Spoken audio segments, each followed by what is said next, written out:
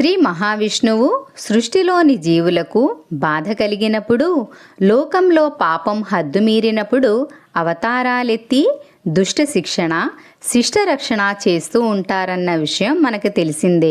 విష్ణుమూర్తి 10 అవతారాలలో శ్రీకృష్ణ అవతారం 8వ అవతారం. మన పురాణాలలో, గ్రంథాలలో శ్రీకృష్ణుణ్ణి అనేక విధాలుగా భావించి చిత్రీకరించారు. అవి చిలిపి బాలుడిగాను, రాధా గోపిక మనోహరుడిగాను, రుక్మిణీ సత్యభామాది అష్టమహిషుల ప్రభువుగాను, గోపికల మనసు దోచుకున్నవాడిగాను, యాదవరాజుగాను, అర్జునుడి సారథి అయిన పాండవ పక్షపాతిగాను, భగవద్గీత ప్రబోధకుడిగాను, చారిత్రక రాజనీతిజ్ఞుడిగాను, ఇలా చాలా విధాలుగా శ్రీకృష్ణుణ్ణి చిత్రీకరించారు. భాగవతం ప్రకారంగా చూస్తే శ్రీ మహావిష్ణువు 22 అవతారాలిత్తారు అని ఉంది. ఈ లీలావతారాలలో ముఖ్యమైనవి 10 అవతారాలున్నాయి. వాటిని దశావతారాలు అని అంటారు. క్రీస్తు